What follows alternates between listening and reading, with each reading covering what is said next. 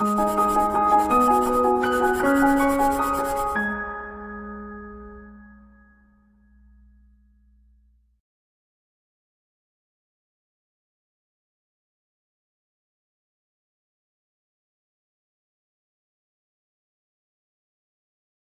दोस्तों, आप सबका प्रो टैलेंट में स्वागत है। और पिछले कुछ दिनों से I have been getting lot of calls and lot of emails and messages about कि सर हम ये फुल लेंथ पेपर लिखते हैं, दैट इज मॉकलेट लिखते हैं, और उसमें हमें जो 130 के ऊपर स्कोर चाहिए हम 130 के ऊपर स्कोर नहीं कर पाते हैं। कोई एक पर्टिकुलर सेक्शन हमारा बहुत टाइम ले लेता है, कभी कभार हम मैथ्स के ऊपर पहुंच ही नहीं पाते हैं, कभी हमारे पास लीगल के लिए पूरा समय नहीं मिलता है ताकि हम पूरे क्वेश्चंस नहीं कर पाते हैं। ठीक है, हम लॉजिकल रीजनिंग के अंदर जो भी हमारी कैपेबिलिटी थी वो हम नहीं कर पाते हैं। ठीक है, ऐसे अलग अलग तरीके के लोगों के आंसर्स आते थे।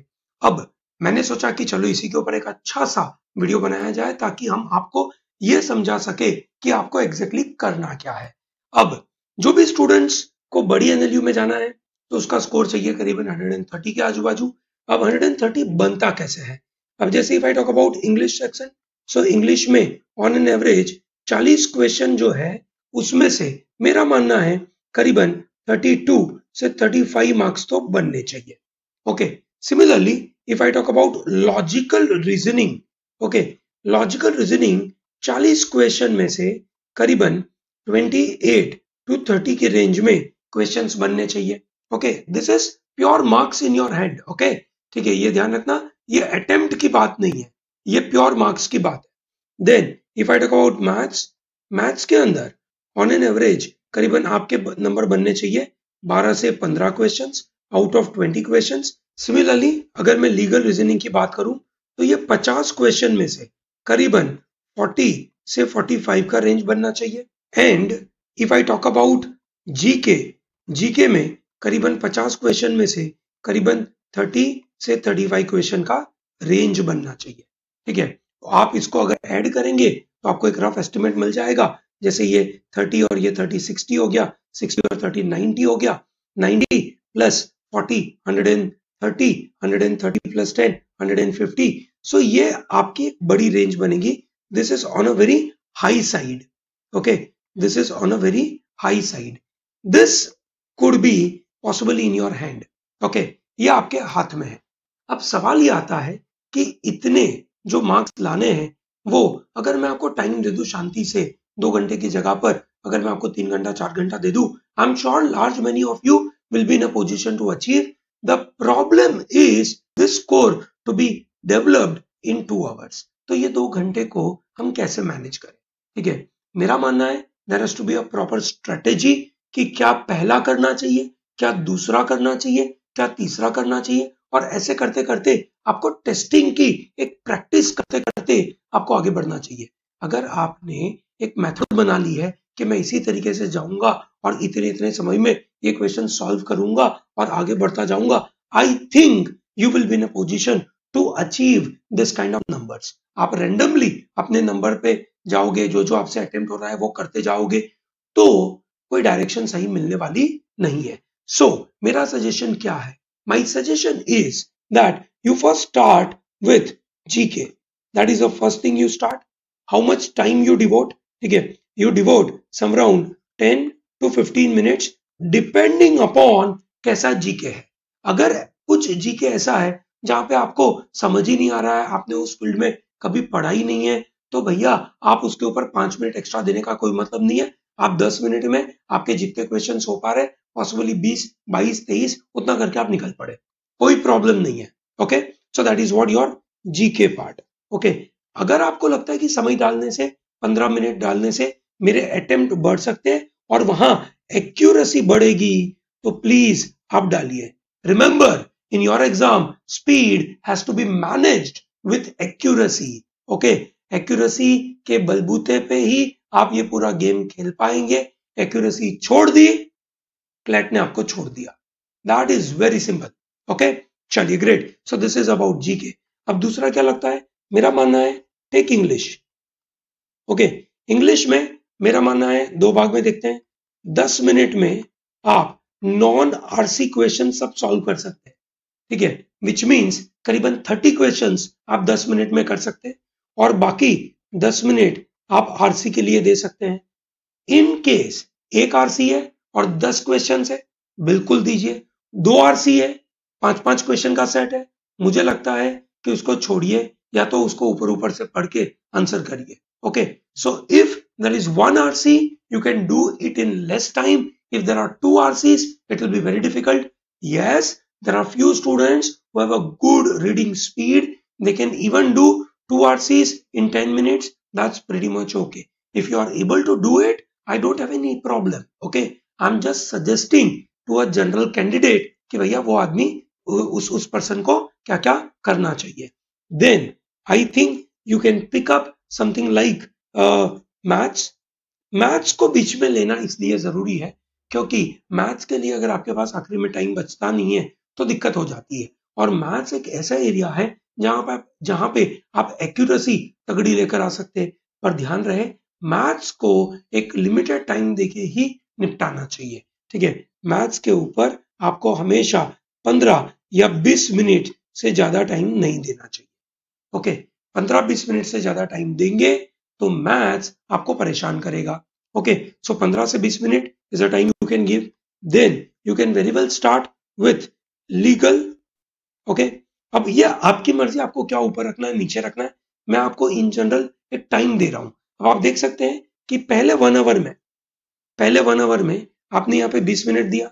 ओके, यहाँ पे 20 मिनट, 40 मिनट हो गया। आपने यहाँ पे 15 मिनट दिया, तो आपने 55 मिनट के जितना रफली टाइम यहाँ पे यूज कर दिया। अब आपके पास कितना टाइम बचा है? You have 65 minutes. ठीक है, and I strongly suggest to devote 35 minute minimum to legal. Okay, और बाद में आप लॉजिकल में करीबन 30 मिनट का टाइम दे सकते हैं। मेरा मानना है that this two area will consume lot of time. You cannot give that much time to maths क्योंकि अगर आप मैथ्स में देते हैं आपके पास उतने नंबर नहीं है अटेम्प्ट करने के लिए। ओके, सो आपको एक मैजिक नंबर याद रखना है। ठीक है, दैट इज, एक तरीके से देखूं मैं तो मैं जीके लिख रहा हूं, इंग्लिश लिख रहा हूं, मैथ्स, लीगल और लॉजिकल।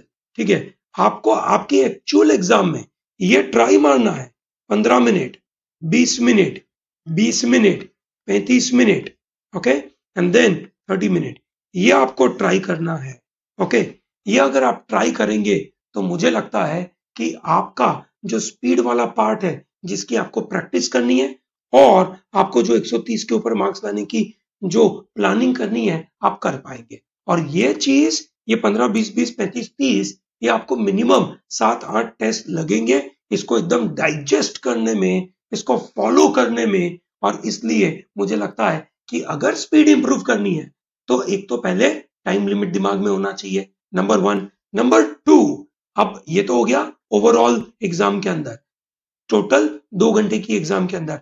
अब अगर आपको स्पीड इंप्रूव करनी है so then you will have to appear for lot of sectional test. आपको ज्यादा से ज्यादा सेक्शनल टेस्ट देनी पड़ेगी।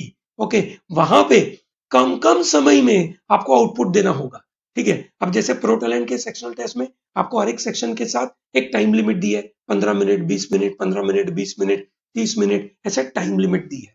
ठीक है, प्लीज आप उसको खत्म करें क्योंकि आपको टाइम लिमिट में क्वेश्चन सॉल्व करेंगे, उसकी प्रैक्टिस करेंगे तो ही जाकर आप एक्चुअल 2 घंटे में मेहनत से काम कर पाएंगे। Okay, so Pro Talent is giving you lot of online sectional test. I think there are some around 80 plus online sectional tests and we will be also giving you offline 80 sectional test. Okay, so इतने test देकर आपकी तगड़ी practice हो जाएगी।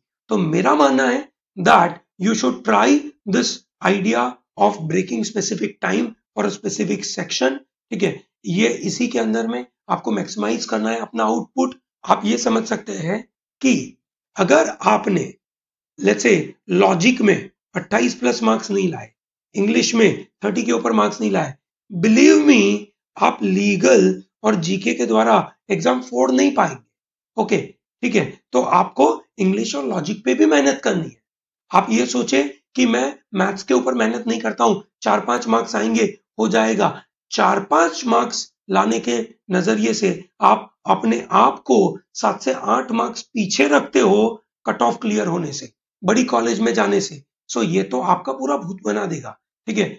इसमें से कोई चीज छोड़ नहीं सकते, 130 पे पहुंचना है आप। I think you understand what I'm trying to tell, okay? So that means it is very crucial for you to understand that ये अप्रोच आपके दिमाग में ड्रिल हो जाना चाहिए, ये मार्क्स ड्रिल करके दिमाग में घुस जाने चाहिए और अपने आप को उतने कम समय में ज्यादा से ज्यादा मार्क्स लाने के लिए तैयार करना पड़ेगा। और अगर हम तैयार नहीं करेंगे तो भैया ये स्पीड वीड तो या जो एनएलयू के बड़े सपने वो नहीं हो पाएंगे। तो ये स्पीड इंप्रूव करने के लिए दिमाग को ट्रेन करना पड़ेगा कि दिमाग तुझे 20 मिनट में इंग्लिश में 32 से ज्यादा मार्क्स लाने हैं, ठीक है। और वो 20 मिनट में फटफट फटफट सॉल्व करके दिखा। This is what you need to tell to yourself. I hope that is very clear. Remember there is something called psychosomatism. जैसा आपका माइंड सोचता है वैसा आपका बॉडी बिहेव करता है, okay. So if you tell yourself that I can do that, you can do that, okay? So make sure that you apply this approach to your preparation, even to the sectional test, even to the full length test. Give a lot of sectional tests, give a lot of full length tests, and that will give you a lot of advantage, okay? Chaliye, great. So just keep this in mind. This is a January month, and in this January month, if you have a clarity about speed, it will give you a lot of wonders, okay? Thank you very much and all the best.